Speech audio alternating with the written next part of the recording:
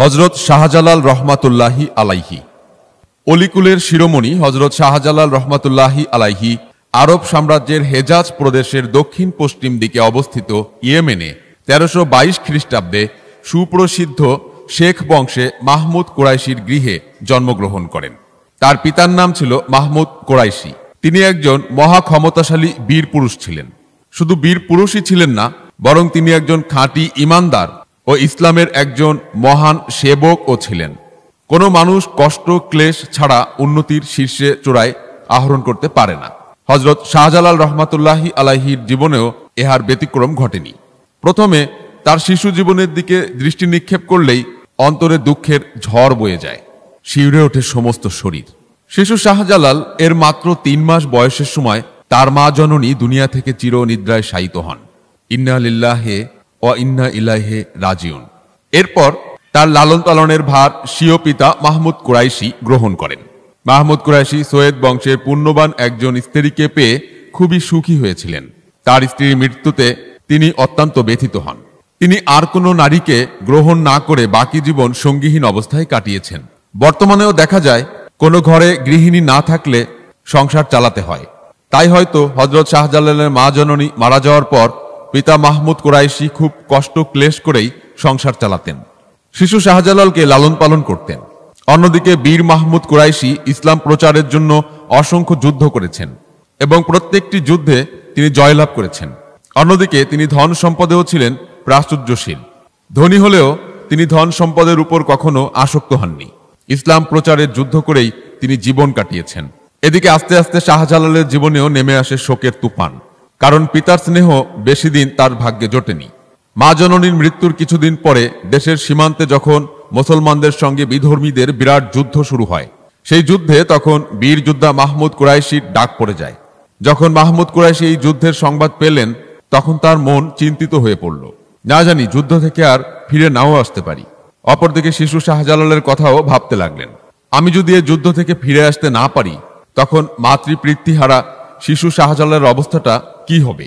অন্যদিকে যুদ্ধেও যেতে মন চায়। তখন তিনি উভয় সংকটে পড়ে গেলেন। সে যাই হোক, তিনি ইমানি শক্তিতে ছিলেন শক্তিমান। আল্লাহর উপর ছিল তার অগাধ বিশ্বাস। তাই তিনি শিশু শাহজালালের প্রতিপালনের ভরসা একমাত্র সৃষ্টিকর্তা পালনকারী মহান আল্লাহর উপর রেখেই ধর্মযুদ্ধের ডাকে সাড়া দিয়ে দেশের সীমান্তে কাফেরদের বিরুদ্ধে বীর বিক্রমে ছুটে চললেন। যুদ্ধের ময়দানে গিয়ে অনেক শত্রু তার হাতে নিহত হল। যুদ্ধ করতে করতে একসময় তিনিও শত্রুর হাতে শাহাদাত বরণ করেন। আর তিনি যুদ্ধের ময়দান থেকে ফিরে এলেন না। শোকের সাগরে ভাসতে লাগলেন শিশু শাহজালাল। এবার তিনি এ ধরায় একেবারে এতিম হয়ে গেলেন। আল্লাহর লীলা বুঝার শক্তি কার আছে? তিনি নদীর মাঝে পাহাড় গড়েন, আবার পাহাড় ভেঙে নদী গড়েন। যেমন কোনো মানুষ কষ্ট ব্যথি রেখে আল্লাহর নৈকট্য লাভ করতে পারে না, সেই কষ্টের নমুনা নেমে আসতে লাগলো এতিম শাহজালালের জীবনে। এদিকে মাহমুদ কুরাইশি গৃহত্যাগের সময় শিশু শাহজালাল রহমাতুল্লাহি আলাইহির ভরসা একমাত্র আল্লাহর উপরই রেখেছেন। আল্লাহ তেমনি অসহায় শাহজালালকে তার মাতুলের মাধ্যমে আরাম আয়াস ও সুখের মধ্যেই লালন পালন করিয়েছেন। একথা সর্বজন বিদিত যে, যে ব্যক্তি আল্লাহকে আপন করে নিয়েছেন, তেমনি আল্লাহ তাকে সেই রূপ আপন করে নেন। এই সুযোগেই অসহায় শাহজালাল তার মামার সংসারে খুব সুখেই প্রতিপালিত হন। তার পিতা শহীদ হওয়ার পর তার মামা সৈয়দ কবির আহমদ অসহায় ভাগিনাটির লালন পালনের ভার গ্রহণ করেন। হযরত শাহজালাল রহমাতুল্লাহি আলাইহি তার মামার সংসারে গিয়ে উচ্চ শিক্ষায় শিক্ষিত হতে লাগলেন। সাথে সাথে ইবাদত বন্দেগীর মাধ্যমে আল্লাহর নৈকট্য লাভ করলেন। তিনি তার জীবনকে ধর্ম প্রচারের জন্যই বিলীন করে দিয়েছিলেন। মামার আশ্রয়দান ও শিক্ষা দীক্ষা একথা দিবালোকের ন্যায় উজ্জ্বল যে, সকল মনীষী ধরার বুকে উচ্চ মর্যাদা লাভ করেছেন। হযরত শাহজালাল রহমাতুল্লাহি আলাইহি ছিলেন তাদের মধ্যে অন্যতম। অতি অল্প বয়সে পিতামাতা হারালেও মামা সৈয়দ কবির আহমদ তার লালন পালনের ভার গ্রহণ করেন এবং নিজের সন্তানের মতোই লালন পালন করেন। কোনো দিক থেকে কোনো অভাব অনুভব করতে দেননি। তার কারণ তার মামা এই মনোভাব নিয়ে ভাগিনার প্রতিপালন করেছেন যেন কোনো সময় পিতামাতার কথা তার মনে না ওঠে বা পিতামাতার অভাব অনুভব না করতে পারে। অর্থাৎ সৈয়দ আহমদ কবির তার আপন পিতামাতার অভাব পূরণের জন্য নিজের সন্তানদের চেয়েও বেশি ভালোবাসতেন হযরত শাহজালাল রহমাতুল্লাহু আলাইহিকে। আবার শুধু স্নেহ ভালোবাসা দিয়েই বড় করেননি, বরং সাথে সাথে উপযুক্ত শিক্ষায় শিক্ষিত করে গড়ে তুলেছিলেন। তার মামা আহমদ কবিরও ছিলেন একজন ত্যাগী, তাপস ও ধর্মপ্রাণ মুসলমান। একদিকে যেমন ছিলেন বিদ্যোৎসাহী, অন্যদিকে তেমনি ছিলেন কামেল অলি। ফকির বা সুফি লোকদের নীতি অনুযায়ী তিনিও অতি সাধারণভাবে জীবনযাপন করতেন। সকল খাবিয়াত পরিহার করে একজন ত্যাগী পুরুষে পরিণত হয়েছিলেন। যারা আল্লাহর প্রেমে সুধা পান করেছেন তারা নির্জনতাকেই পছন্দ করতেন। হযরত শাহজালাল রহমাতুল্লাহি আলাইহির জীবনেও ইহার ব্যতিক্রম ঘটেনি। তিনিও নির্জনতাকে পছন্দ করতেন এবং নির্জনে বসে দিনরাত মহাপ্রভুর আরাধনা করে জগতের বুকে সিদ্ধ পুরুষ হয়েছিলেন।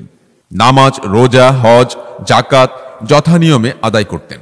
সাথে সাথে ওয়াজ নসিহতের কাজও চালাতেন, অর্থাৎ ধর্মবিরোধী মানুষের মাঝে ওয়াজ নসিহত করে তাদেরকে ধর্মের দিকে আকৃষ্ট করতেন। শিশু শাহজালাল তার শিশুকাল থেকেই কঠোর সাধনায় আল্লাহর নৈকট্য লাভের আশায় উদ্বুদ্ধ হয়েছিলেন। হযরত শাহজালাল বাল্যকাল থেকেই ছিলেন বিদ্যোৎসাহী, তেমনি ছিলেন আবার ধী শক্তি সম্পন্ন। সেহেতু অল্প সময়ে বিভিন্ন শিক্ষায় পারদর্শী হয়েছিলেন। সৈয়দ আহমদ কবির তার ভাগিনাকে শুধু পার্থিব শিক্ষায় শিক্ষিত করলেন না, বরং পার্থিব শিক্ষার সাথে সাথে আধ্যাত্মিক শিক্ষার, ইবাদত, সংযম ও নৈতিক শিক্ষার ভেতরের দিক যথা শরীয়ত ও মারেফতের শিক্ষা করে আল্লাহর নৈকট্য লাভ করতে পারেন সে শিক্ষাও তাকে তার মামা দিয়েছিলেন। এজন্য তার মামা তাকে প্রথমে আরবি ভাষা শিক্ষা দেন। একসময় আদরের ভাগনাকে নিয়ে মক্কা শরীফও সফর করেছিলেন। একথা না বলে পারা যায় না যে একজন ভালো ছাত্রের মধ্যে যে সকল গুণ থাকার প্রয়োজন তা হযরত শাহজালাল রহমাতুল্লাহি আলাইহির মাধ্যমে বিদ্যমান ছিল। তার ধীর শক্তি প্রমাণ হিসাবে একথা বলা যায় যে তিনি মাত্র 7 বছর বয়সে 30 পারা কোরআন মুখস্থ করেন।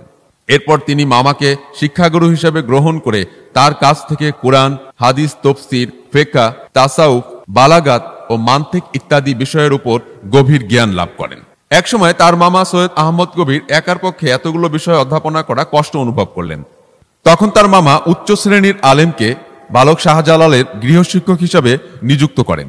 এভাবে তারা উভয়ই বালক শাহজালালকে উচ্চশিক্ষায় শিক্ষিত করে গড়ে তুলতে লাগলেন। তিনি শুধু জাহেরি এলমে শিক্ষা করেননি, বরং বাতিনি এলমেও শিক্ষা করেছিলেন।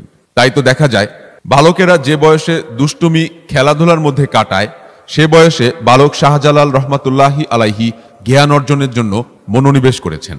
জ্ঞানের সাধক হযরত শাহজালাল বাল্যকাল থেকে সকল আরাম, আয়েশ, আনন্দ, উৎসব পরিহার করে গভীর জ্ঞান সাগরে সাধনায় মত্ত হয়েছিলেন। তার মামা তাকে শুধু জ্ঞানই শিক্ষা দেননি, জ্ঞান শিক্ষার সঙ্গে সঙ্গে সার্বিক বিষয়ে প্রয়োজনীয় শিক্ষা দিয়েছিলেন। উত্তম চরিত্রের গঠনের জন্য যা কিছুর দরকার তাও তাকে শিক্ষা দিয়েছিলেন, যার কারণে মানুষ তার সংযম, সততা, সরলতা, বিনয়, কোমলতা প্রভৃতি মহৎ গুণ দেখে তার প্রতি মুগ্ধ হয়েছিল।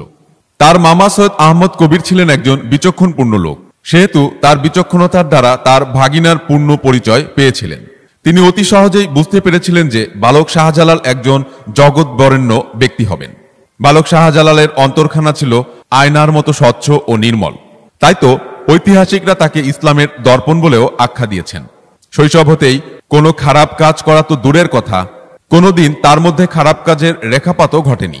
ভবঘুরে লাগামহীন বালকদের মতো এখানে সেখানে ঘোরাফেরা করে কখনো সময় কাটাননি। মামা সৈয়দ আহমদ কবির তার দিকে কড়া দৃষ্টি রাখতেন, যাতে করে কোনো খারাপ কাজে যেন শাহজালালকে স্পর্শ করতে না পারে। এদিকে বালক শাহজালাল তার মামার ও গৃহশিক্ষকের নিকট থেকে সবক নিয়ে আদায় করতে লাগলেন। তার মামাও তাকে উচ্চ হতে উচ্চ স্তরের ফয়েজ দিতে লাগলেন। আল্লাহ পাকের অপার মহিমায় বালক শাহজালাল এলমের সিঁড়ি বেয়ে ধাপে ধাপে উচ্চ হতে উচ্চ স্তরে পৌঁছাতে লাগলেন। আল্লাহর খেলা বোঝা ভার, যাকে তিনি দান করেন অতি অল্প সময়ে মানজিলে মাকসুদে পৌঁছাতে পারেন। বালক শাহজালালের উপরও আল্লাহর অপার করুণার ধারা প্রবাহিত হল, সেহেতু তিনি মানজিলে মাকসুদে পৌঁছেছিলেন। মামা সৈয়দ আহমদ কবিরের অকৃত্রিম প্রচেষ্টা ও বালক শাহজালালের আগ্রহে তিনি কামেলে অলির উচ্চ স্তর লাভ করেছিলেন। তাই তো তাকে আমরা ভক্তি ভরে স্মরণ করি। শুধু তাই নয়, ইতিহাসের পাতায় আজও তার নামটি অমর হয়ে আছে। মামার পরীক্ষায় উত্তীর্ণ। ইতিহাস সাক্ষ্য দেয় হযরত শাহজালাল এর বাল্যকাল থেকেই তার চরিত্রের মাধুর্যতা ভিন্ন আভার ন্যায় প্রকাশ পেয়েছিল। অতি অল্প বয়সেই পূর্ণ আত্মা মানুষের যে সকল গুণ থাকা দরকার সেসব গুণের বিকাশ ঘটেছিল তার মধ্যে। আর সে সকল গুণ গরিমার ধারাই তিনি অলিত্বের শীর্ষস্থান দখল করেছিলেন। বাল্যকাল থেকেই তার চলচলন, আচার ব্যবহার ছিল সাধারণ মানুষের থেকে ব্যতিক্রম। মাঝে মাঝে তার মামা বালক শাহজালালের বিচক্ষণতা দেখে আশ্চর্য না হয়ে পারতেন না। তখন থেকেই তার মামা বুঝতে বাকি রইল না যে সে যাই হোক, শাহজালাল রহমাতুল্লাহি আলাইহির বয়স যখন বাড়তে লাগলো, তার মামাও তাকে নানা পরীক্ষা করতে থাকেন। একসময় ভাগিনাকে একটি কঠোর পরীক্ষা করার মনস্থ করলেন, কিন্তু পরীক্ষা করার কোনো পন্থা পাচ্ছেন না। এমনই এক সময় একটা তারা খাওয়া পাগলা হরিণ এসে সৈয়দ আহমদ কবিরের সম্মুখে হাজির হলো। বলল, হুজুর, আমার একটা দুঃখের নালিশ করার কাকেও পেলাম না, তাই আপনার দরবারে হাজির হলাম। দয়া করে আমার এই বিচারটি আপনি করবেন। এবারে সকল প্রাণী ভাষাবিদ সৈয়দ আহমদ হরিণের কথা বুঝতে পেরে বললেন, রে হরিণী, এবারে তোমার ঘটনা খুলে বলো। দুঃখিনী হরিণীটি চোখের পানি ফেলে বলতে লাগলো, হুজুর, আমার একটি মাত্র দুগ্ধ সন্তান, সেটিকে একটি ক্ষুধার্ত বাঘ নিয়ে হত্যা করে খেয়ে ফেলেছে। এখন আপনি ইহার বিচার করেন। সৈয়দ আহমদ কবির এবারে ভাগিনাকে পরীক্ষা করবার পথটি পেলেন। অনেক চিন্তা ভাবনা করে ভাগিনাকে ডাক দিয়ে বললেন, যাও, তুমি গিয়ে এ বাঘটিকে খুঁজে বের করে আসো। শাহজালাল বললেন, বাঘটি ক্ষুধার্ত হয়েই তো হরিণছানা খেয়েছে, এর আবার কি বিচার করা যায়? সে যাই হোক, গুরুর আদেশ শিরোধার্য করে গভীর বনের দিকে ছুটে চললেন। গিয়ে অনেক সন্ধানের পর বাঘটির সন্ধান পেলেন। বাঘটিকে দেখে তার কাছে আসার জন্য ইশারা করলেন। বাঘটি তার হিংস্রতা পরিহার করে তার দিকে এগিয়ে আসলো। এদিকে তার মামা ভাগিনাকে বিচার করতে পাঠিয়ে ভাবতে লাগলেন যে বাঘটির কি বিচার করা যায়। বাঘ তো অন্য প্রাণী শিকার করে জীবিকা নির্বাহ করে থাকে, তবে বাঘটিকে একটি চপেটাঘাত করে এই বলে দিলেই হয় যে যেন এভাবে কোনো প্রাণীর দুগ্ধ ছানাকে আহার না করে। হযরত শাহজালাল রহমাতুল্লাহি আলাইহি ছিলেন একজন অগাধ আধ্যাত্মিক জ্ঞানের অধিকারী। তাই তিনি আধ্যাত্মিক জ্ঞানের মাধ্যমেই তার মামার মনোভাব জানতে পারলেন এবং সেই অনুসারে বাঘটিকে কাছে ডেকে ভীষণ এক চড় লাগিয়ে বললেন, যা দুষ্ট, এভাবে আর কখনো কোনো দুগ্ধ ছানাকে খাস না, যা বনে চলে যা, আর যেন তোর বিরুদ্ধে কোনো নালিশ না আসে। আধ্যাত্মিক জ্ঞানের শিরোমণি হযরত শাহজালাল রহমাতুল্লাহি আলাইহি বাঘের বিচার করে মামার কাছে চললেন। গিয়ে হাস্যবোধনে বললেন, মামা, ওদের আর কি বিচার করা যায়? বনের পশু শিকার করে জীবিকা নির্বাহ করাই তো ওদের ধর্ম। তবে আপনার আদেশ পেয়ে আমি এইভাবে বাঘটির বিচার করেছি যে বাঘটিকে কাছে ডেকে এক চপেটাঘাত করে বলে দিয়েছি যেন এভাবে দুগ্ধ ছানা কখনো শিকার না করে। মামা ভাগিনার মুখে একথা শুনে অতি আশ্চর্য হয়ে গেলেন। ভাবলেন, আমি যা ধারণা করেছি সেটাই করেছে। তিনি আনন্দে আত্মহারা হয়ে গেলেন। তার আর বোঝার বাকি রইল না যে এ ছেলে পূর্ণ আধ্যাত্মিক জ্ঞান লাভ করেছে। তার মামা শত কষ্টের প্রতিফলন ঘটল সেখানে। তার অন্তরে বিন্দুমাত্র কষ্ট রইল না। আনন্দে ভরে উঠল তার অন্তর। ভাগিনাকে সজোরে জড়িয়ে ধরে বললেন, বৎস, তুমি ধন্য। আমার জীবনের সকল আশা আকাঙ্ক্ষা তুমি পূর্ণ করতে সক্ষম হয়েছ। শুধু তাই নয়, তুমি সফলতার শীর্ষচূড়ায় আহরণ করেছ। তুমি পূর্ণ ব্যক্তিত্বের অধিকারী হয়েছ, উত্তীর্ণ হয়েছ আমার সকল পরীক্ষায়। এবার তুমি তোমার কর্মে নেমে পড়ো। শাহজালালের শ্রদ্ধেয় মামা তথা শিক্ষাগুরু ধর্মগুরু ছিলেন গভীর জ্ঞানের অধিকারী। সেহেতু তিনি ভাবতে লাগলেন যে অধিক জ্ঞানীদের এক স্থানে জড়ো হওয়া সঠিক নয়। তাই তার আদুরে ভাগিনাকে আদরের গণ্ডির ভেতরে না রেখে বললেন, বাবা, তুমি অন্যত্র চলে যাও, গিয়ে ইসলাম প্রচার করো। এখানে আর আবদ্ধ হয়ে থাকার দরকার নেই। শত শত পথ ভোলা পথিককে সৎ পথে আনতে পারলেই তুমি ধন্য হবে। এহ জগতে লাভ করতে পারবে আল্লাহর অশেষ করুণা, পরজগতেও লাভ করতে পারবে জান্নাতের অগণিত সুখ শান্তি, প্রত্যাদেশ লাভ ও দেশ ত্যাগ। প্রকাশ থাকে যে সৈয়দ কবির আহমেদ তার স্নেহের ভাগিনাকে যে সকল পরীক্ষা করেছেন, হযরত শাহজালাল রহমাতুল্লাহি আলাইহি তার মামার প্রত্যেকটি পরীক্ষায় উত্তীর্ণ হয়েছিলেন। এতে তার কোনো বেগ পেতে হয়নি। এবার তার শিক্ষাগুরু তাকে যে দেশ ত্যাগের ইঙ্গিত দিয়েছেন, তখন থেকেই তার মনে কি যেন নব অধ্যায়ের সূচনা তিনি দেখতে লাগলেন। কি যেন অদম্য আকাঙ্ক্ষায় অস্থির হয়ে উঠলেন। তিনি বুঝতে পারলেন তার জীবনেও রয়েছে অনেক অনেক দায়িত্ব ও কর্তব্য। আল্লাহর প্রেমে যখন তিনি অধীর হয়েছেন, তখন আল্লাহ তাআলা তাকে এমন জ্ঞান দান করলেন যাতে সকল বিষয় বুঝতে পারেন। সেহেতু তিনি একথাও বুঝতে পারলেন যে আমার উপর যেসব দায়িত্ব কর্তব্য রয়েছে, এগুলো শুধু আমার ব্যক্তিগত মঙ্গলের জন্য নয়, আল্লাহর সৃষ্ট জীব আশরাফুল মাখলুকাতের মঙ্গলের জন্য আমাকে অনেক দায়িত্ব পালন করতে হবে। কিন্তু সে দায়িত্ব কর্তব্যটা যে কি, সেটা তিনি বুঝতে পারছেন না। শুধু রাত দিন ভাবতে লাগলেন কি সে দায়িত্ব। এখন তিনি শিক্ষাগুরুর সেবায় নিজেকে বিলীন করে দিতে লাগলেন। শুধু তাই নয়, আল্লাহর ইবাদতেও মশগুল থাকতেন। একদিন গভীর রাত্রে আল্লাহর আরাধনা করতে করতে তন্দ্রাচ্ছন্ন হয়ে পড়লেন।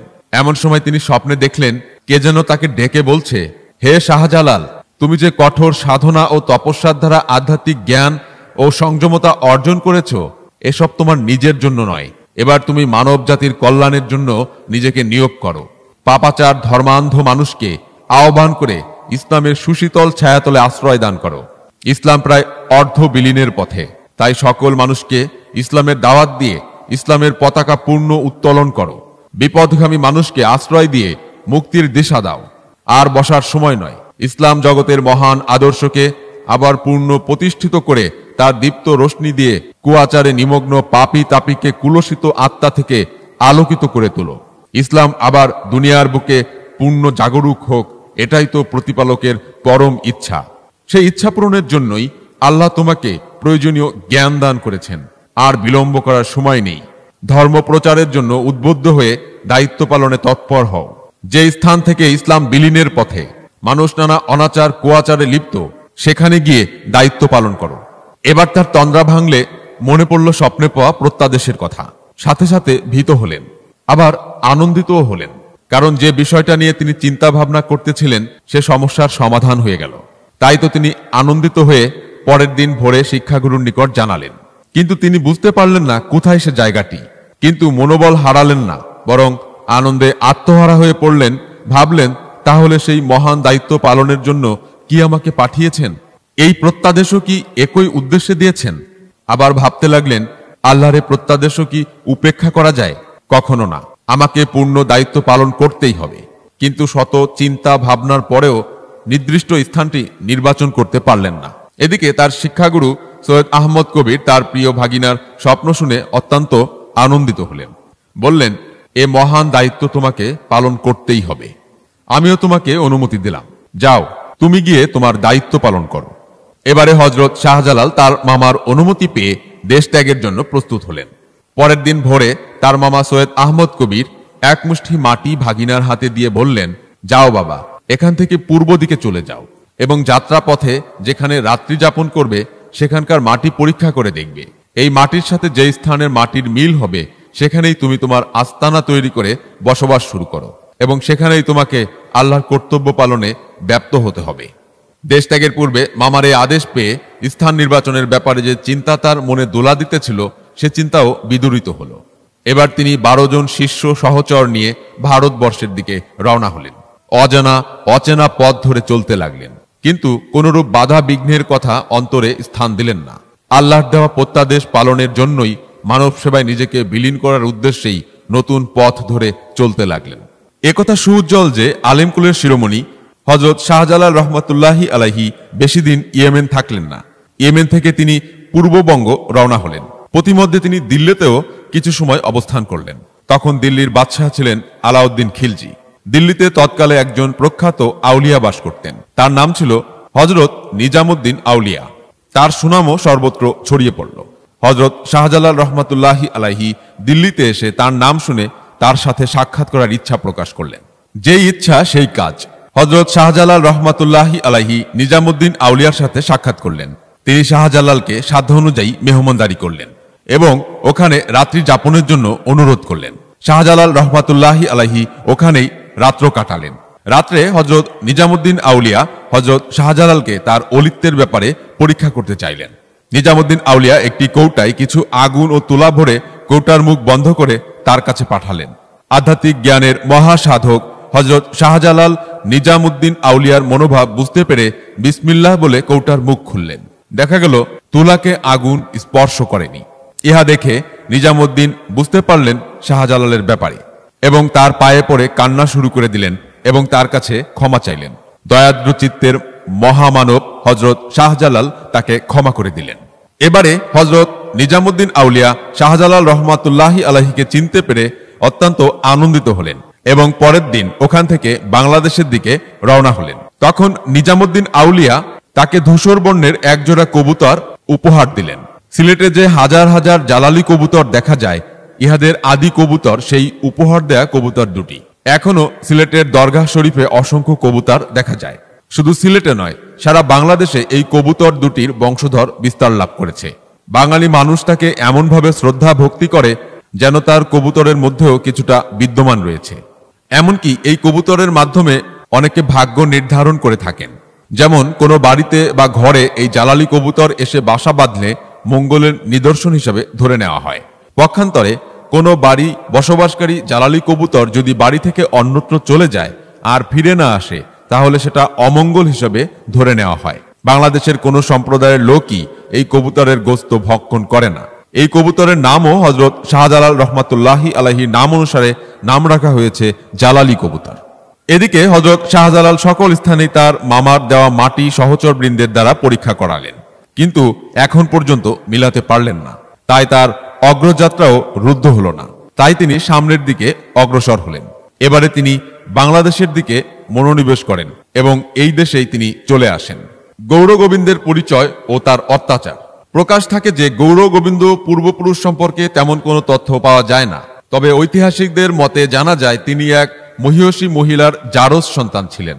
কোন ঐতিহাসিক বলেন গোবিন্দ সমুদ্রের বড় পুত্র। একদিন ত্রিপুরা রাজ্যের এক মহিষী রাজার অজান্তে সমুদ্র দেবতার সঙ্গে অবৈধ মেলামেশা করে সেই মিলনে সমুদ্র দেবতার গর্ভধারণ করে সে বাচ্চা প্রসব করে, সেই হলো গৌর গোবিন্দ।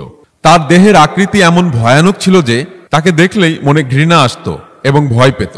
সে যাই হোক, একসময় তার বুদ্ধির চালে কূটনীতির মাধ্যমে সে গৌর রাজ্যের অধিপতি হয়ে বসে। সিলেটের উত্তর অঞ্চলে পাহাড়িয়া উঁচু টিলার উপর ছিল তার রাজপ্রসাদ।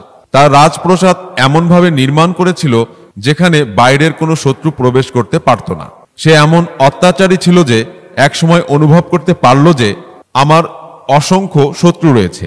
তখন থেকে প্রাসাদের চারপাশে পাহাড়ের গুহায় একদল অস্ত্রধারী প্রহরী নিযুক্ত করল, যাতে করে কোনো শত্রু রাজার উপর আক্রমণ না করতে পারে।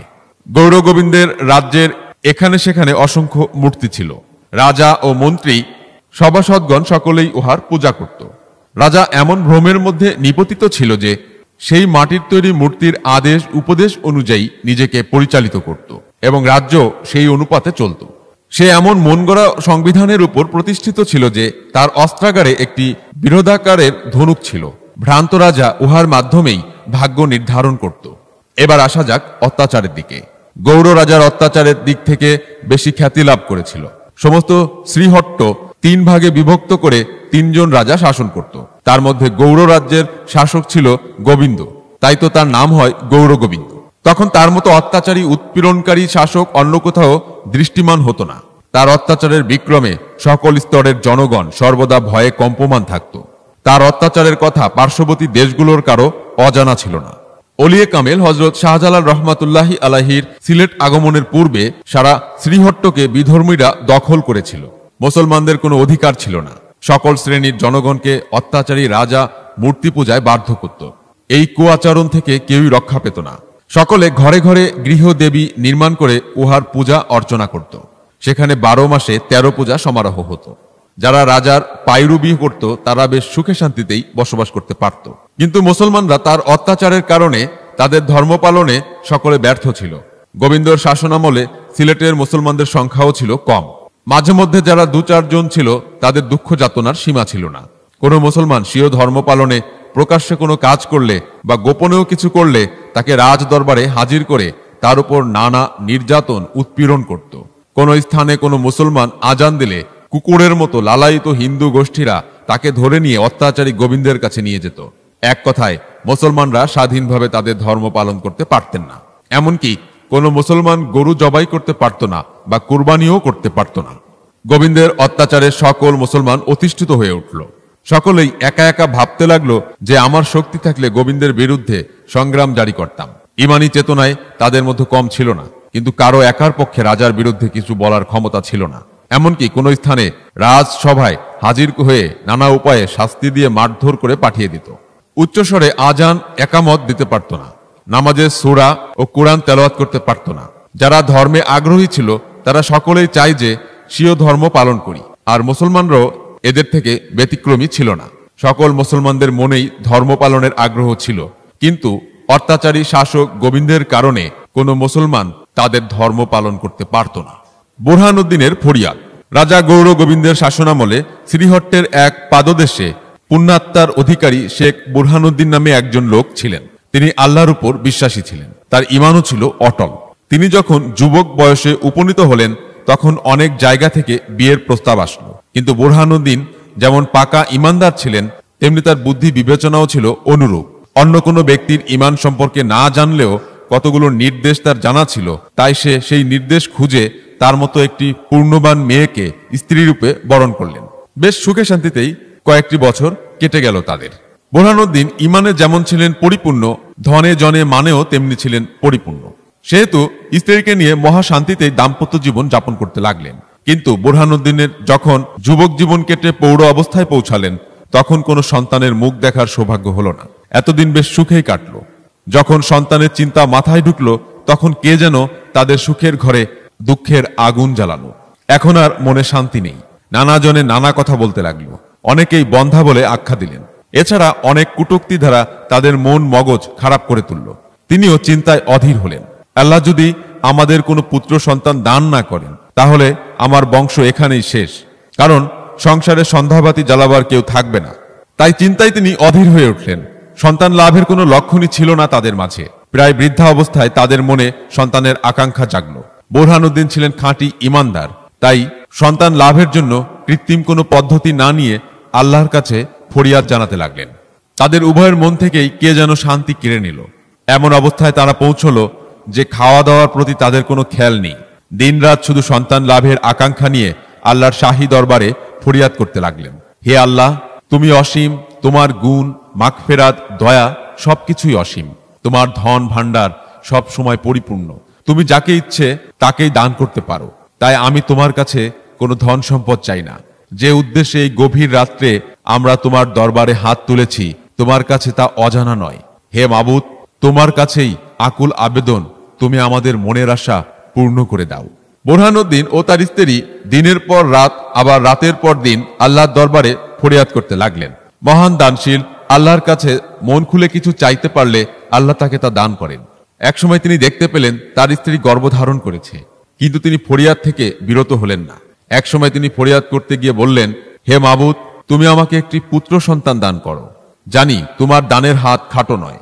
হে প্রভু, তুমি আমাকে একটি পুত্র সন্তান দান করলে আমি একটি গরু কুরবানি করে তোমার রাস্তায় বিলিয়ে দেব।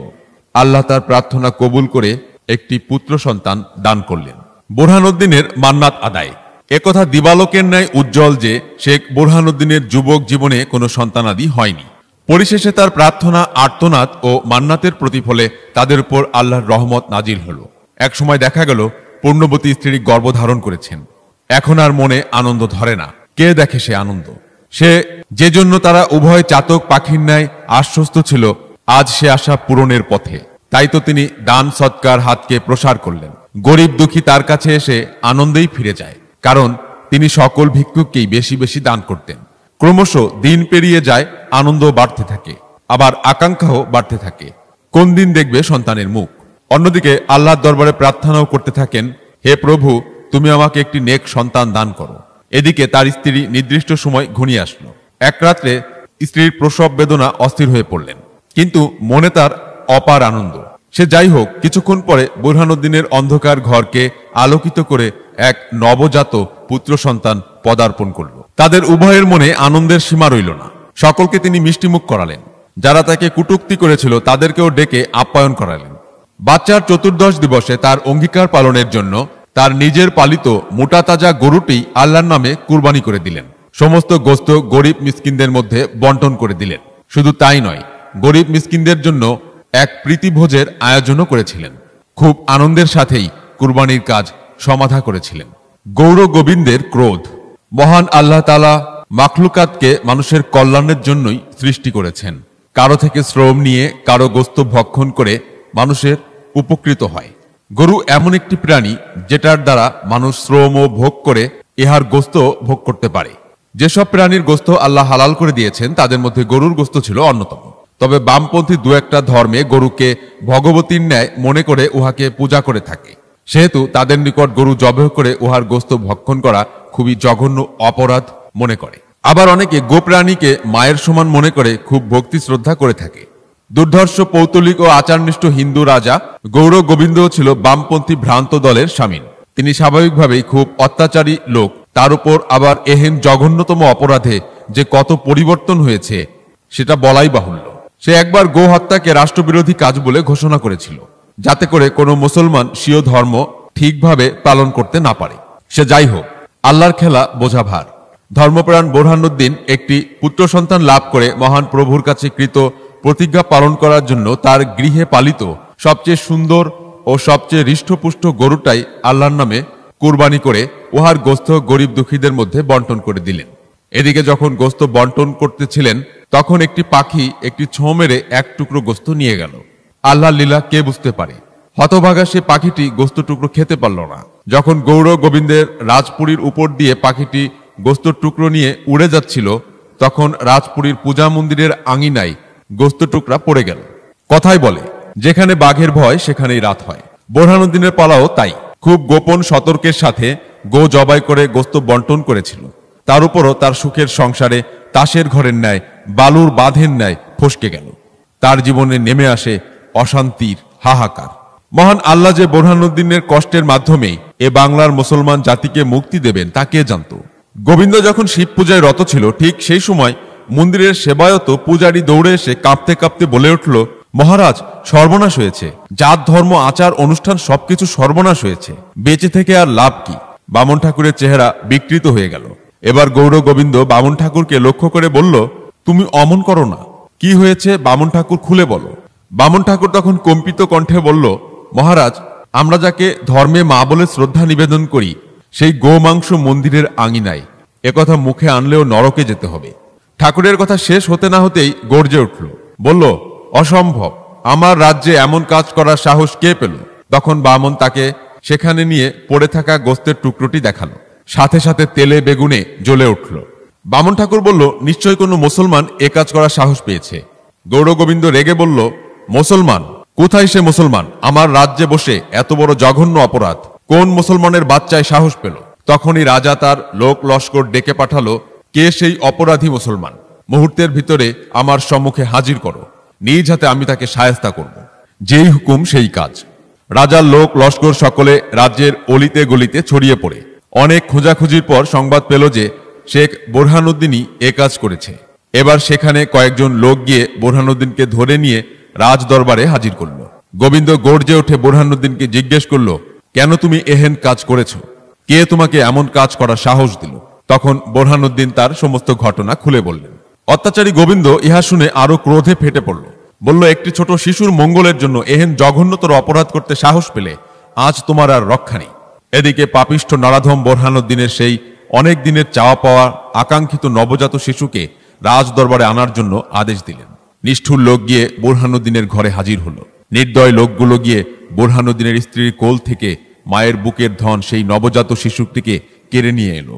এবারে রাজার হুকুম জারি হলো, বোরহানুদ্দিন যেভাবে আমাদের ধর্মের অবমাননা করে গো জবাই করে মাংস টুকরো টুকরো করেছে, সেইভাবে তার সন্তানকে হত্যা করে টুকরা টুকরা করে পশুদের আহার বানিয়ে দাও। জল্লাদ আগে এসেই দরবারে হাজির হয়েছে। যখনই গৌর গোবিন্দ এই হুকুম করল, জল্লাদের সঙ্গে সঙ্গে প্রস্তুতি নিয়ে সেই বোরহানুদ্দিনের কাঙ্ক্ষিত বস্তু তথা নবজাত সন্তানকে হত্যা করে ফেলল। এদিকে বোরহানুদ্দিনের উপর যখন এরূপ কঠোর নির্দেশ জারি হলো, তখনই তিনি জ্ঞান বুদ্ধিহারা অচেতন নির্বাক হয়ে কাঠের পুতুলের ন্যায় দাঁড়িয়ে রইলেন। তিনি ভালো মন্দ বিচার করার শক্তিও হারিয়ে ফেললেন।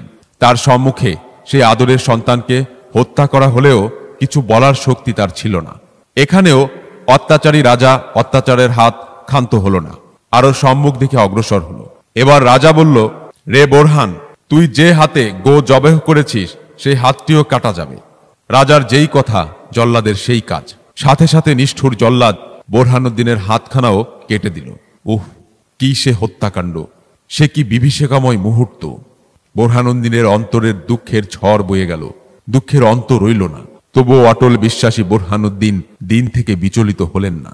তিনি হাত তুলে আল্লাহর দরবারে ফরিয়াদ করলেন, হে প্রভু, তোমার আশায় পূর্ণ হোক, তবে সকল অবস্থায় যেন তোমার উপর অটল বিশ্বাস রাখতে পারি, সে তাওফিক আমাকে দান করো। বোরহানুদ্দিনের গোবিন্দের উপর আক্রোশ। ইতিহাস সাক্ষ্য দেয়, গোবিন্দ যেমন ছিল অত্যাচারী, তেমন ছিল নিষ্ঠুর। এবারে তার নিষ্ঠুর খেলার নিপাত হলো। মাসুম অবুঝ শিশুকে হত্যা করার সময় শিশুর কান্নায় আসমান জমিন স্তম্ভিত হলো। বাতাস নদীর স্রোত থমকে দাঁড়ালো। পশুর কলগান রুদ্ধ হয়ে গেল। গাছপালা সব ঝিমুতে লাগলো। পৃথিবীর দিকে তাকালে মনে হতো সারা বিশ্ব যেন শিশুর কান্নায় করুণ সুরে সুর মিলিয়ে কান্না জুড়ে দিল। বৃক্ষের পাতা ঝরে গেল, শিশুহারা মায়ের হৃদয় ফেটে চৌচির হয়ে গেল। মায়ের কান্নায় আসমান জমিন এমনকি আরশ পর্যন্ত কেঁপে উঠল। কিন্তু নিষ্ঠুর পাপিষ্ঠ নরাধম গোবিন্দর অন্তরে মোটেই ব্যথার উদ্রেক হল না, বরং আনন্দই পেল। আল্লাহর লীলা বুঝা ভার। বোরহানুদ্দিনের আনন্দ যেভাবে গোবিন্দ নষ্ট করে দিল, আল্লাহ পাক রাব্বুল আলামিন গোবিন্দের আনন্দকেও নস্যাৎ সেভাবে করে দিলেন। বোরহানুদ্দিন তার পুত্র শোকে ভীষণভাবে মর্মাহত হলেন। তিনি যেন একেবারেই নির্বাক হয়ে গেলেন। তার অন্তরও যেন ভেঙে চুরে চুরমার হয়ে গেল। একসময় শেখ বোরহানুদ্দিনের চেতনা ফিরে এলো। এবারে মানসিক চিন্তা ছেড়ে ইমানি বলে বলিয়ান হয়ে মাথা চাড়া দিয়ে উঠলেন। ধর্ম পালনের জন্যই যদি নবজাত শিশুর এই অবস্থা হয়, তাহলে আমাকে এর প্রতিশোধ নিতেই হবে। শিশুকে উদ্দেশ্য করে বললেন, বাবা তুমি সুখে ঘুমাও, আমি তোমার প্রতি ফোঁটা রক্তের প্রতিশোধ নিব ইনশাআল্লাহ। একসময় তিনি প্রতিশোধের পথ বের করে সে পথে চলতে লাগলেন। গোবিন্দের বিরুদ্ধে অভিযান। গৌর গোবিন্দ বোরহানুদ্দিনের পুত্র হত্যা করায় শেখ বোরহানুদ্দিন পুত্র শোকে শোকাতুর হয়ে পথ চলতেছেন আর গোবিন্দের প্রতিশোধ নেওয়ার পথ খুঁজিতেছেন। একসময় বুদ্ধি আটলেন, গোবিন্দের প্রতিশোধ নিতে হলে কোনো মুসলমান বাদশার সাহায্য নিতে হবে, নচেত একার পক্ষে কিছুতেই তা সম্ভব হবে না। তখন বাংলার রাজধানী ছিল সুবর্ণগ্রামে। তখন বাংলার সুলতান ছিলেন শামসুদ্দিন আহমেদ। বোরহানুদ্দিন সুলতানের দরবারে হাজির হয়ে তার কাছে বোরহানুদ্দিনের পুত্র শোক ও সকল মনের দুঃখ খুলে বললেন। শামসুদ্দিন বোরহানুদ্দিনের দুঃখের কথা শুনে ক্রোধে ফেটে পড়লেন। গর্জে উঠে বললেন, গোবিন্দের প্রতিশোধ নিতেই হবে। নরাধম পাপিষ্ঠ গৌর গোবিন্দকে সমুচিত শিক্ষা দেওয়ার জন্য তার সুযোগ্য পুত্র সিকেন্দার শাহকে সেনাপতি করে একদল সৈন্যবাহিনী পাঠালেন। তিনি শ্রীহট্টের পাহাড়িয়া গিরিপথ ধরে গৌর রাজধানীর দিকে চলতে লাগলেন। এদিকে দুরাত্মা গৌর গোবিন্দ সিকেন্দার শাহের কবল থেকে মুক্তির জন্য একদল তীরন্দাজ বাহিনীকে গিরিপথের পাশে পাঠালেন। যখন মুসলিম সেনারা পথ চলছেন, হঠাৎ দুর্বৃত্তরা তাদের উপর অকস্মাৎ হামলা চালিয়ে সেনাদলকে ছিন্ন ভিন্ন করে দিল। এরপর সিকেন্দার ব্যর্থ হয়ে রাজধানীতে ফিরে এলেন, কিন্তু গৌর গোবিন্দের প্রতিশোধ নেবার মনোবল হারাননি। উহার জন্য তিনি পুনরায় বিরাট এক বাহিনী করলেন। এর মধ্যে তার পিতা ইন্তেকাল করলেন। এদিকে গৌর গোবিন্দ গোয়েন্দার দ্বারা জানতে পেল যে তার বিরুদ্ধে আবার অভিযান শুরু হবে। এবারে বাঁচার কোনো পথ খুঁজে পেল না। অবশেষে তিনি এক কৌশল এঁটে সেকেন্দার শাহের কাছে দূত পাঠালেন যে, আমি মুসলমানদের সাথে সন্ধি চুক্তিতে আবদ্ধ হতে চাই। এই প্রস্তাবে সিকেন্দার শাহ সম্মত হলেন। তার সন্ধির শর্ত ছিল যে, আমি মুসলমানদের উপর কোনো অত্যাচার অবিচার করব না, তাদের ধর্মকর্মের উপর হস্তক্ষেপ করব না, বরং তাদের ধর্ম পালনের জন্য রাজ দরবারে একখানা মসজিদ নির্মাণ করে দিব, যাতে করে মুসলমানরা ঠিকভাবে তাদের ধর্ম পালন করতে পারে। ধর্মপরায়ণ সিকান্দার শাহ তার প্রস্তাবে রাজি হয়ে তার অভিযান ক্ষান্ত রাখলেন। এতে বোরহানুদ্দিনের মন শান্ত হল না। তার অন্তরে প্রতিশোধের আগুন দাও দাও করে জ্বলতে লাগলো। তিনি সেকেন্দার শাহের দ্বারা তেমন ফল না পেয়ে অন্য উপায় খুঁজতে লাগলেন, কিভাবে গোবিন্দর প্রতিশোধ নেওয়া যায়। এরপর দ্বিতীয় পথ ধরে চলতে লাগলেন। তিনি ধর্মপরায়ণ সুলতান ফিরোজ শাহের দরবারে গিয়ে হাজির হলেন। তিনি তার মনের সকল দুঃখ ব্যথা সুলতানের কাছে খুলে বললেন। তিনি বোরহানুদ্দিনের মুখে এমন কথা শুনে অত্যন্ত মর্মাহত হলেন। যে মুসলমানদের উপর এমন অত্যাচার, তিনি ব্যথিত হবেনই বা না কেন? পাঠান আমলে তার মতো ন্যায়পরায়ণ বাদশাহ অন্য কেউ ছিলেন না। এবারও তিনি গৌর গোবিন্দের প্রতিশোধ নিতে উদ্বুদ্ধ হলেন। অপরদিকে পরগনার শাসনকর্তা নারায়ণও মুসলমানদের উপর নানা উৎপীড়ন করত। তাই তার অত্যাচারে অতিষ্ঠিত হয়ে সেখানকার একজন মুসলমান ফিরোজ শাহের নিকট নালিশ করলেন। এবারে দুই দেশের অত্যাচারী হিন্দু শাসকদের বিরুদ্ধে অভিযান করার জন্য সৈন্যবাহিনী গঠন করলেন। তিনি ইসলাম ধর্মের এহেন অবমাননা শুনে ক্রোধে অধীর হয়ে উঠলেন। তিনি তাদের উভয়কে সমুচিত শিক্ষা দেওয়ার জন্য তার ভাগিনে সিকেন্দার গাজীকে গোবিন্দের বিরুদ্ধে অভিযান পরিচালনার জন্য নির্দেশ দিলেন। সিকেন্দার গাজী মামার নির্দেশ পেয়ে সৈন্যবাহিনী নিয়ে শ্রীহট্টের দিকে যাত্রা করলেন। বোরহানুদ্দিনও তাদের সঙ্গী হলেন। বড়ই পরিতাপের বিষয় যে তিনি গন্তব্যে পৌঁছাতে পারলেন না। প্রতিমধ্যে তিনি বাধার সম্মুখীন হলেন। তখন ছিল বর্ষাকাল, তাই তো সহসা ভীষণ ঝড় শুরু হলো। সেই ঝড়ের ঠান্ডায় অনেক সৈন্যই রোগাক্রান্ত হয়ে পড়ল। সিকেন্দার গাজী তার অভিযান সামনের দিকে আর অগ্রসর হতে পারলেন না।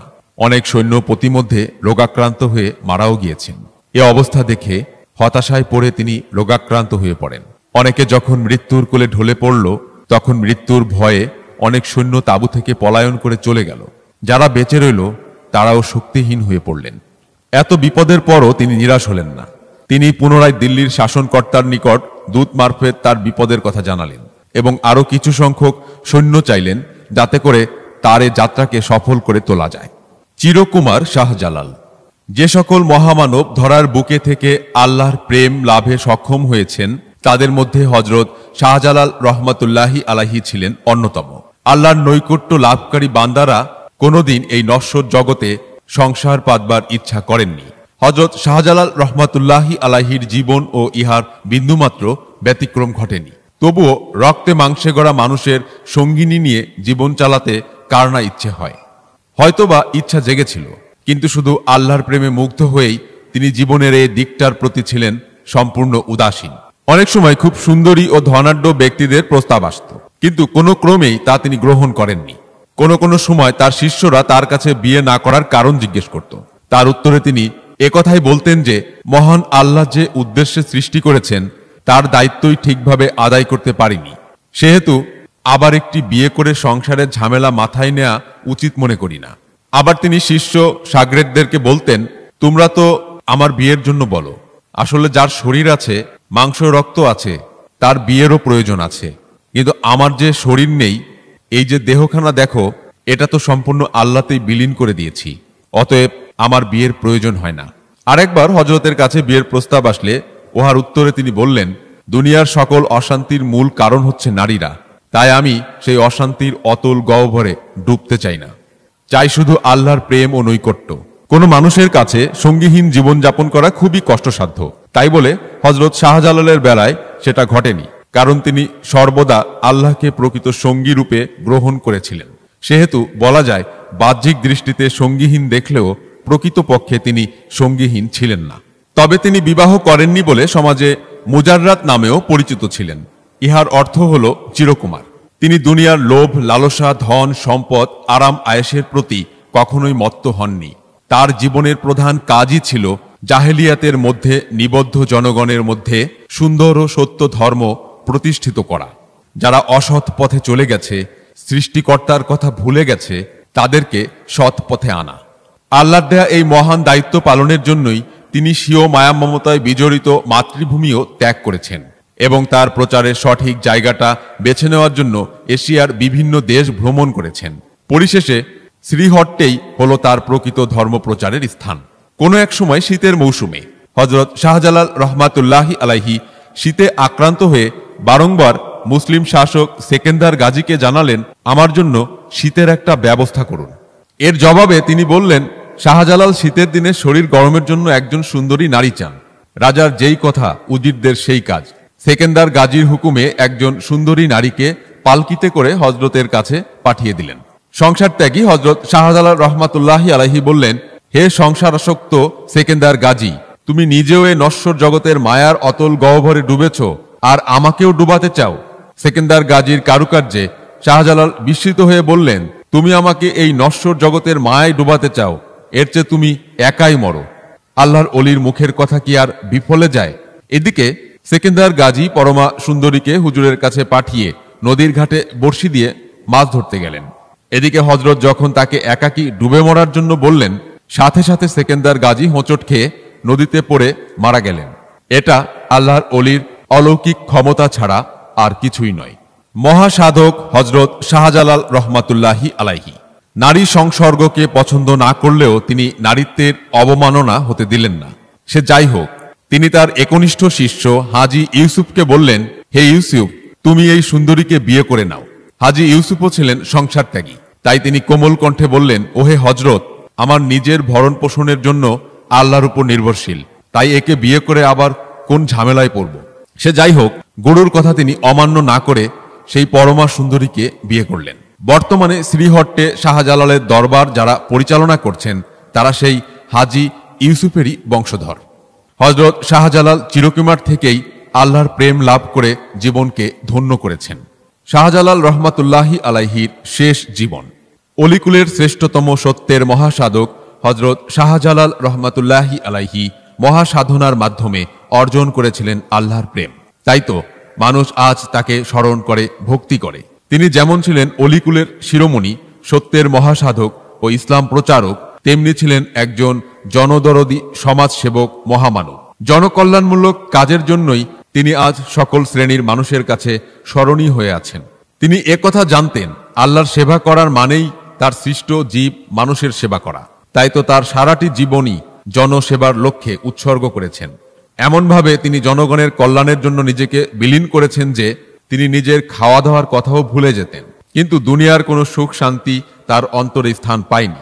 তিনি সর্বদা এ নশ্বর জগতের মায়া মোহ লোভ লালসা সুখ শান্তি থেকে নিজেকে দূরে রাখতেন, যাতে করে আল্লাহর প্রেম বন্ধনে কোনো ব্যাঘাত না ঘটে। তিনি এমন কোনো কাজ করতেন না যাতে আল্লাহ নারাজ হয়ে পড়েন। দিনের বেলায় তিনি অক্লান্ত পরিশ্রমের মাধ্যমে ইসলাম প্রচার করতেন এবং মানুষের দ্বারে দ্বারে গিয়ে তাদের সুখ সুবিধা দেখে তাদের মঙ্গলের জন্য উন্নয়নমূলক কাজ করতেন। অবসর পেতেন একটু রাত্রে, তাও তিনি বিছানায় শুয়ে আরামে নিদ্রা যাননি। সে অবসর সময়টুকু তিনি আল্লাহর ইবাদতের মাধ্যমে কাটাতেন। তাই তো তিনি সকল প্রকার জ্ঞান লাভ করতে সক্ষম হয়েছিলেন। তিনি যখন ধর্মের ব্যাপারে আলোচনা করতেন তখন জনগণ বুঝত তিনিই একজন শ্রেষ্ঠ সমাজ সংস্কারক ও রাজনীতিবিদ ও সুদক্ষ রাষ্ট্র পরিচালক।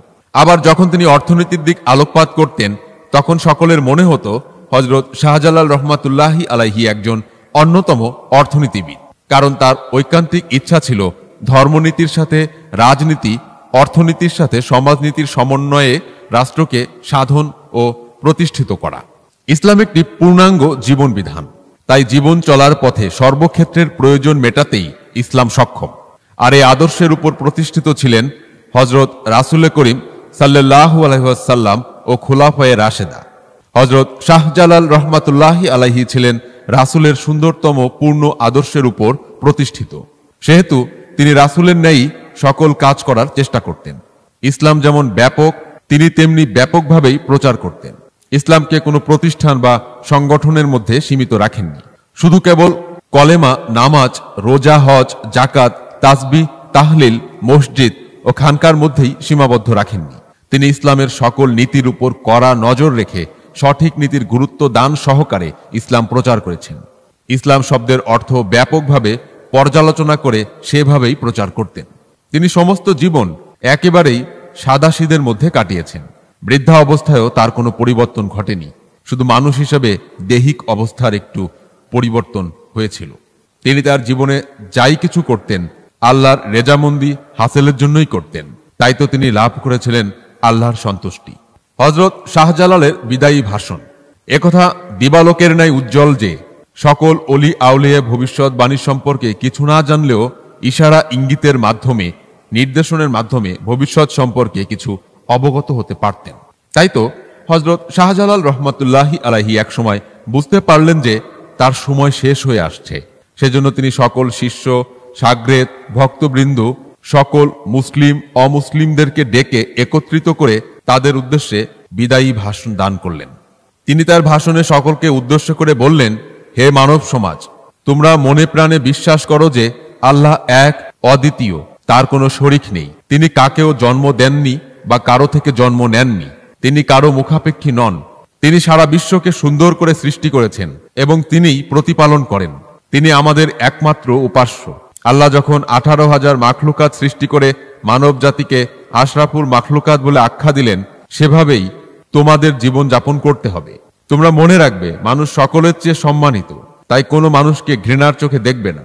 এ সম্পর্কে আল্লাহ রাব্বুল আলামিন পবিত্র কোরআনে বলেন, এরশাদ হচ্ছে, যে ব্যক্তি কোনো মানুষকে হিংসা করে ও মনে ব্যথা দিবে তার ইবাদত আল্লাহ কবুল করেন না। একথাও তোমরা স্মরণ রেখো, পৃথিবীর মানুষ পাপ পুণ্যে বিজড়িত, সেহেতু কোনো মানুষকে পাপী বলে ডাকবে না। কারণ গভীর রাতের অন্ধকার যেমন আলোর পরশে বিদূরিত হতে পারে, তেমনি পাপী লোকেরাও পুণ্যবান লোকদের সংস্পর্শে এসে পুণ্যবান হতে পারেন। কোনো মানুষের সাথে খারাপ ব্যবহার, মানুষে মানুষে বিবাদ ও ভেদাভেদ সৃষ্টি করা ইসলাম অমার্জনীয় অপরাধ। এসবের মূল হলো নিজের জিহবা। এ সম্পর্কে রাসূলে মকবুল সাল্লাল্লাহু আলাইহি ওয়াসাল্লাম বলেছেন, যে ব্যক্তি স্বীয় জিহবা ও লজ্জাস্থান সংবরণ করবে, আমি তার ভেস্তের জামিন হব। অতএব বোঝা যায়, মানুষের জীবন চলার পথে লজ্জাস্থান ও জিহ্বাকে সংবরণ করতে হবে, নচেত জীবনে উন্নতির শিখরে আহরণ করা সম্ভব নয়। কোনো গরিব দুঃখীদের সাথে কখনো কঠোর ব্যবহার করো না, তাদের সাথে সৎ ব্যবহার করবে এবং তাদের সাহায্যের জন্য নিজেকে আত্মনিয়োগ করো। প্রতিবেশী অনাহারে অনিদ্রায় আর তুমি পেট পুড়ে খাবে, এটা ইসলামে গর্হিত কাজ। কখনো ইসলাম তা পছন্দ করে না। সবসময় গরিবের প্রতি খেয়াল রাখবে। পাপ ছোট হলেও তাকে বড় মনে করে তা থেকে বিরত থাকবে। পক্ষান্তরে নেকি ছোট হলেও তাকে বড় মনে করে তা আঁকড়িয়ে ধরবে। হাসরের ময়দানে তোমরা দেখবে সামান্য পাপের কারণেও মানুষ দোজখে যাবে, আর সামান্য সওয়াবের কারণে মানুষ ভেস্তে যাবে। অতএব খবরদার, পাপের কাজ করা তো দূরের কথা, পাপের পথেও পা ফেলবে না। উপস্থিত জনগণ হযরতের বাণী শুনে দুঃখে কান্নায় ঢলে পড়লেন। বুঝতে পারলেন হযরত শাহজালাল অতি শীঘ্রই আমাদের থেকে চিরবিদায় নেবেন। শ্রীহট্টের জনগণ এবারে শোক সাগরে ভাসতে শুরু করলেন। সে যাই হোক, পরিশেষে সকলকে নিয়ে হাত তুলে দোয়া করলেন, আয় আল্লাহ, আমি চলে যাচ্ছি, তুমি আমার ভক্ত বৃন্দদেরকে সৎ পথে চলার তৌফিক দান করো। এরপর তিনি সকলের গুনাহের জন্য আল্লাহর কাছে ক্ষমা চেয়ে বিদায় সভা সমাপ্ত করলেন। ইন্তেকাল। প্রত্যেক মানুষকে মৃত্যুর শরবত পান করতে হবে। এই নশ্বর জগতে কেহই অমর হতে পারেনি। কোনো নবী, পয়গম্বর, অলি আউলিয়া, রাজা, বাদশাহ কেউই মৃত্যুর তুহিন পরশ থেকে রেহাই পায়নি। হযরত শাহজালাল রহমাতুল্লাহি আলাইহির জীবনেও কোনো বিপরীত ঘটেনি। একসময় মহা তাপস হযরত শাহজালাল রহমাতুল্লাহি আলাইহিরও মৃত্যুর ডাক এলো। এ বিশ্বের বুক ঘোর তমসার অন্ধকার কেটে যখন আলোর দিশা পেল, এ বাংলার মানুষের এহেন সন্ধিক্ষণেই সুবিশাল জীবনের মহাদায়িত্ব ভার পালন করে তার জীবনের সমাপ্তির রেখা টানলেন জনদরদি গরিবের বন্ধু মহাসাধক হযরত শাহজালাল রহমাতুল্লাহি আলাইহি। 1384 সালের জিলহজ মাসে 20 তারিখ সারা বাংলার মানুষকে শোক সাগরের অতল গহ্বরে ডুবিয়ে দিয়ে দুনিয়া থেকে চিরবিদায় নিয়ে চলে গেলেন। ইন্না লিল্লাহি ওয়া ইন্না ইলাইহি রাজিউন। মহাপুরুষ হযরত শাহজালাল রহমাতুল্লাহি আলাইহি আজীবন নিষ্কাম কঠোর সাধনায়, সংযম ও পরিশ্রমের মাধ্যমেই জীবন কাটিয়েছেন। দুনিয়ার আবর্তে যখন তিনি বৃদ্ধা অবস্থায় উপনীত হলেন, তখনও কঠোর সাধনায় নিজেকে আত্মনিয়োগ করেছেন। এত পরিশ্রম করায় শারীরিক দুর্বল হয়ে পড়াও ছিল স্বাভাবিক। একসময় তিনি তার শারীরিক দুর্বলতাকে বেশিভাবেই অনুভব করতে পারলেন। এবারে আল্লাহর ওলি হযরত শাহজালাল রহমাতুল্লাহি আলাইহি বুঝতে পারলেন যে তার প্রস্থানের সময় এসে গেছে। সেহেতু এক সময় হিন্দু, মুসলিম, বৌদ্ধ, খ্রিস্টান, ধনী, দরিদ্র, অসহায় দুস্থদের আহ্বান করলেন তাদের থেকে বিদায় নেওয়ার জন্য। এবার তিনি তার সুললিত কণ্ঠে জনতার উদ্দেশ্যে বিদায় ভাষণ শুরু করলেন। তার ভাষণের প্রতিটি কথাই শ্রোতারা অনুভব করতে পারলেন, বুঝতে পারলেন হুজুর আর বেশি দিন আমাদের মাঝে বেঁচে থাকবে না। তিনি কোনো সাম্প্রদায়িকতায় বিশ্বাসী ছিলেন না। কোনো দল গোষ্ঠীর মধ্যে তার অলিত্ব সীমাবদ্ধ ছিল না। তাই তো উপস্থিত সকল ধর্মের, সকল স্তরের মানুষ কান্নায় ঢলে পড়ল। মনে হলো দুনিয়ায় নেমে এসেছে এক শোকের অন্ধকার। শুধু মানব জাতিই নয়, পশু পাখি, জীব জানোয়ার, গাছপালা, তরুলতা সকলেই যেন দুঃখের সাগরে কান্নায় ভেঙে পড়ল। সকলেই অনুভব করল তাদের প্রিয়জন দুনিয়ায় বেশি দিন থাকবে না। সারা ময়দানে দুঃখের প্লাবন বয়ে গেল। উলট পালট হয়ে গেল সকলের অন্তর, জীর্ণ শীর্ণ হয়ে গেল সকলের শরীর। সকলেই ধুকে ধুকে প্রার্থনা করতে লাগলো, হে প্রভু, এই রহমত আমাদের মাঝে আরো কিছুদিন বিদ্যমান রাখুন। আল্লাহর লীলাকে বুঝতে পারে কে? আল্লাহ তার প্রিয় বান্দাকে তার সান্নিধ্য নেয়ার জন্য সঠিক সময়টি স্থির করে ফেললেন। সে যাই হোক, একসময় বিদায়ী সভা ভেঙে গেল। আস্তে আস্তে অসুস্থ হয়ে পড়লেন। এবার তিনি স্বীয় হুজরায় ঢুকলেন, ধ্যানে নিমগ্ন হলেন। অনেকে তার হুজরায় ঢুকতে চাইলে হুজুর তাদেরকে নিষেধ করলেন। কেউ তার কাছে গেলেন না। লোকেরা দেখতে লাগলো হুজুর হাত তুলে কি যেন বলছেন, আর চক্ষু থেকে পানি বয়ে বক্ষদেশ ভিজে জমিনে পড়ছে। তিনি এমন মহাপুরুষ ছিলেন যে মৃত্যুর সময়ও নিজের ব্যক্তিগত কোনো স্বার্থের জন্য কাঁদেননি। এ বলেই তিনি ফরিয়াদ করেছেন, হে প্রভু, আমি আমার দায়িত্ব পূর্ণভাবে পালন করতে পারছি কিনা এ ব্যাপারে নিজেই আমি সন্দিহান। তাই তো হে প্রভু, তুমি আমাকে সকল অপরাধ ক্ষমা করে পরকালেও যেন তোমার প্রেম লাভ করতে পারি সেই তৌফিক দান করো। এবারে তার শরীরের করুণ অবস্থা দেখে সবাই তার নিকটবর্তী হলেন। এভাবে বায়ুর গতিতে মহামতি আজরাইল হযরত শাহজালাল রহমাতুল্লাহি আলাইহির কাছে আগমন করলেন।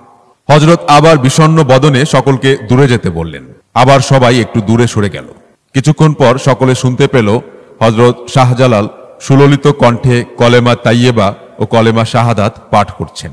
সকলে দুঃখময় ব্যাপারটা বুঝতে পারল, কিন্তু কেউই তার হুজরায় ঢুকল না। সকলে সেখানেই দাঁড়িয়ে রইল। অনেক সময় ধরে কোনো টু শব্দটিও নেই। এবার একজন ঢুকে দেখল হুজুর আর দুনিয়ায় নেই। দুধপায়ী সন্তানের ন্যায় তিনি চিরনিদ্রায় শায়িত হলেন। কেঁদে সকলে জারে জার হয়ে গেল। সারা বিশ্ব দুঃখের নিঃশ্বাস ফেলে কান্নায় ভেঙে পড়ল। পশু পাখি গাছপালা ঝিমুতে লাগল। সারা দুনিয়ায় নেমে এলো ঘোর অন্ধকার। সকলের চোখেই সর্ষে ফুল ফুটল। শিষ্য সাগরেদরা এমন কান্না শুরু করল, দেখলে মনে হতো যেন তাদের আপনজন পিতামাতা দুনিয়া থেকে বিদায় নিচ্ছে। দেশ বিদেশ থেকে মানুষ এসে শেষবারের মতো দেখা করতে লাগলেন। সিলেটবাসীরা হযরত শাহজালাল রহমাতুল্লাহি আলাইহিকে পেয়ে ধন্য হয়েছিল। তারা পেয়েছিল তার মাধ্যমে সঠিক পথের সন্ধান। দেশের মানুষেরা নামের পূর্বে লিখিত শ্রী, সেখানে আজ তারা লিখতে সক্ষম হল নামের শুরুতে মোহাম্মদ। সামাজিক জীবনেও তার অবদান অপরিসীম। সেহেতু এক বাক্যে বলা যেতে পারে হযরত শাহজালাল ছিলেন সিলেটের নবজীবনের জন্মদাতা। তাই তো তার মৃত্যুর শোক সংবাদ শুনে সিলেটের সকল স্তরের মানুষের অন্তরে শোকের ঝড় উঠল। ইতিহাসের পাতা থেকে জানা যায় তিনি 1354 খ্রিস্টাব্দে সিলেটে শুভ পদার্পণ করেন। তবে তার জন্ম ও মৃত্যু সম্পর্কে দুটি মত পাওয়া যায়। যেমন কোনো একজন ঐতিহাসিক বলেন তিনি 1318 খ্রিস্টাব্দে জন্মগ্রহণ করেন এবং 62 বছর বয়সে 1380 খ্রিস্টাব্দে ইহধাম ত্যাগ করেন। দ্বিতীয় মত প্রকাশে কোনো ঐতিহাসিক বলেন ওলিয়ে কামেল হযরত শাহজালাল রহমাতুল্লাহি আলাইহি 1322 খ্রিস্টাব্দে জন্মগ্রহণ করেন এবং 62 বছর বয়সে 1384 খ্রিস্টাব্দে দুনিয়া থেকে চিরবিদায় নেন। তবে একথায় সকল ঐতিহাসিকগণ একমত যে তাতে কোনো সন্দেহ নাই, সেটা হলো এই যে তিনি দুনিয়ার বুকে 62 বছর বেঁচে থেকে জিলহজ মাসের 30 তারিখ রোজ শুক্রবার ইহধাম ত্যাগ করেন। হযরত শাহজালাল রহমাতুল্লাহি আলাইহি সিলেটে এসে মহান আল্লাহর আইন ও কানুন প্রতিষ্ঠিত করলেন। শিরক ও বিদাত দূর করলেন। পাপাত্তা গোবিন্দের উচিত শিক্ষা দিলেন, যার ফলে পুত্রহারা বুরহানুদ্দিন পুত্রশোক ভুলে গেলেন। সে যাই হোক, আল্লাহ রাব্বুল আলামিন যে বান্দার উপর সন্তুষ্ট থাকেন তার প্রতিটি কাজই সুফলজনক হয়ে থাকে, যার প্রত্যক্ষ উদাহরণ আমরা আমাদের সর্বজন শ্রদ্ধেয় হযরত শাহজালাল রহমাতুল্লাহি আলাইহির জীবনে দেখতে পাই। পবিত্র জুম্মার নামাজ বাদ 5 সহস্রাধিক মানুষ জমায়েত হয়ে তার নামাজে জানাজা আদায় করেন। যুগে যুগে যে সকল মহাত্মা মনীষীর আবির্ভাব হয়েছে তারা এই পাপাসক্ত পৃথিবীকে পাপ মুক্ত করে মানুষের মাঝে চির অমর হয়ে আছেন। মহাসাধক হযরত শাহজালাল রহমাতুল্লাহি আলাইহি ছিলেন তাদের মধ্যে একজন।